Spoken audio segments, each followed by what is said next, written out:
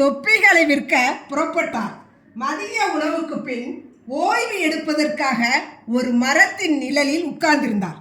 கொஞ்ச நேரத்தில் அமர்ந்து அசந்து தூங்கிவிட்டார்.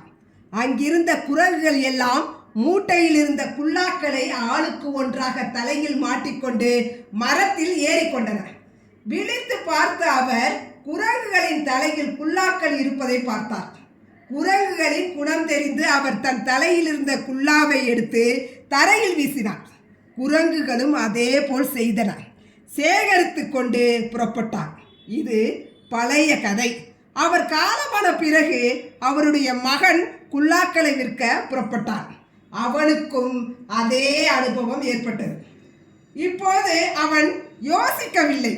அப்பா சொல்லியிருந்த வழியை பின்பற்றினான். தலையில் இருந்த குல்லாவை தரையில் எறிந்தான்.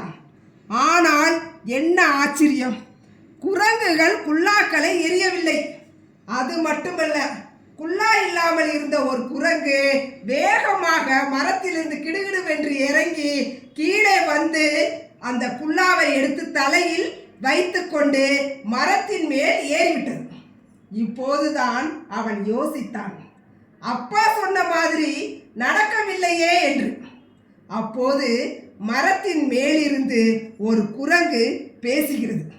என்ன யோசிக்கிறாய்? குல்லாவை தரையில் வீசினால் எல்லா குரங்குகளும் அதே மாதிரி செய்யும் என்று உனது அப்பா உன்னிடம் சொல்லிவிட்டு போனது மாதிரிதான் குல்லா வியாபாரி குல்லாவை தரையில் வீசினால் ஏமாந்து போய் நீங்களும் அப்படி செய்து விடாதீர்கள் என்று எங்களது அப்பாக்கள் எங்களுக்கு சொல்லியிருக்க மாட்டார்களா என்றது. ஆக காலம் மாறும், கனவுகள் வரும், கருத்துக்கள் மாறும். ஆனால் கவனமாக இருக்க வேண்டும்.